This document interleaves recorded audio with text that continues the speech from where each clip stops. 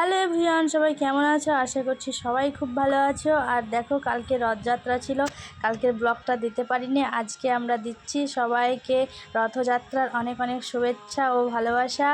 আর সবাই আমার ব্লগটা দেখো, ঠিক আছে?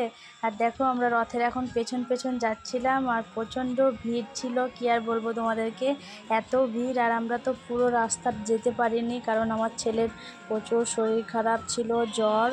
আর তাই তোমাদেরকে কিছু কিছু মানে জায়গার দেখিয়েছি। ব্লগগুলো তোমরা একটু দেখতে থাকো, ঠিক আছে? এটা হচ্ছে নিতাই গৌড়, দেখো নিতাই গৌড় আগে যাচ্ছে, তারপরে যাবে দেখো প্রভুপাদ। তোমাদেরকে সবাইকে দর্শন করাবো। আর এখানে আরতি হয়েছিল, তাই আরতি নিয়ে নিলাম। আর দেখো, জয় জগন্নাথ, সবাই একবার বলো জয় জগন্নাথ।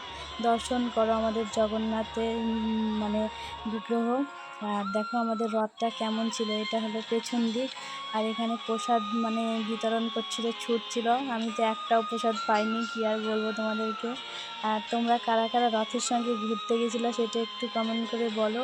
আর আমি কিছু কিছু মুহূর্ত মানে যেটুকু পেরেছি, এত গরম আর ঠেলাঠেলি, মানে আমি ভিডিও করতেই পারছিলাম না, তাই কিছু কিছু মুহূর্ত তোমাদের সঙ্গেও শেয়ার করে দিলাম। আর দেখো রথের মানে দাঁড়িয়ে আছে, ওটা হচ্ছে আমাদের কাকু।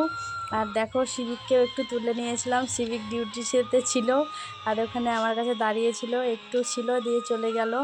আর তোমাদেরকে দেখো কিছু কিছু মুহূর্ত দেখিয়েছি, তোমরা দেখো। আর এটা হচ্ছে আমাদের মানে হাটতলা, এখানে আমাদের মেলা বসেছিল জাজিগ্রামে। আর মানে মেলাতলাতেও মেলা বসেছিল গন্ডিচা মন্দিরের ওখানে। আর ওখানে আজকে দেখাবো, আজকে আমি যাব সন্ধে, তখন তোমাদেরকে দেখাবো। আর এটা হচ্ছে আমাদের হাটতলার মেলা, পুরোটা তুলতে পারিনি, মানে এত ভিড়, ওইদিকে যেতেই পারিনি, এই রাস্তার ধারে এখানে দাঁড়িয়েছিলাম, এইটুকু ক্যাপচার করেছি। তোমরা একটু দেখো আর কেমন লাগছে বলো। আর এই দেখো, আবারও দেখো জয় জগন্নাথ, সবাই একটু কমেন্টে বলো হ্যাঁ জয় জগন্নাথ। আর দেখো আমাকে যা সুন্দর লাগছিল, অপরূপ মানে সাজিয়েছিল, আমার দারুণ লাগছিল, সত্যিই দারুণ লাগছিল। তোমাদের কেমন লাগলো তোমরা একটু কমেন্ট করে বলো।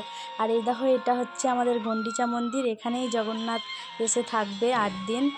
প্রত্যেক দিনের কিছু কিছু মুহূর্ত তোমাদের সঙ্গে শেয়ার করব, আমরা প্রত্যেক দিনই যাই। আর মানে রথের দিনকে এটাই সাজিয়েছিল, তোমরা দেখো গন্ডিচা মন্দিরে।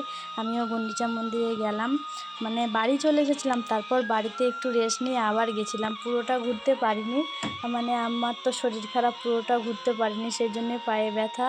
আর আবার তোমার দাদাভাইকে বললাম যে চলো একটু গন্ডিচা মন্দিরটা নিয়ে চলো, নিয়ে গন্ডিচা মন্দিরে দেখো আমি তোমাদেরকে একটু শেয়ার করছি। দেখো গন্ডিচা মন্দিরটা এত সুন্দর লাগছে না, কি আর বলবো তোমাদেরকে।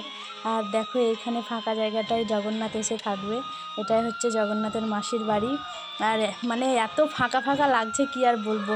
আমি আজকে যখন তোমাদেরকে দেখাবো গন্ডিচা মন্দিরে জগন্নাথ থাকবে মাসির বাড়িতে, তখন দেখবে কেমন সুন্দর লাগে। আর দেখো ফাঁকা জায়গাটা একটু ক্যাপচার করে নিলাম সবাইকে।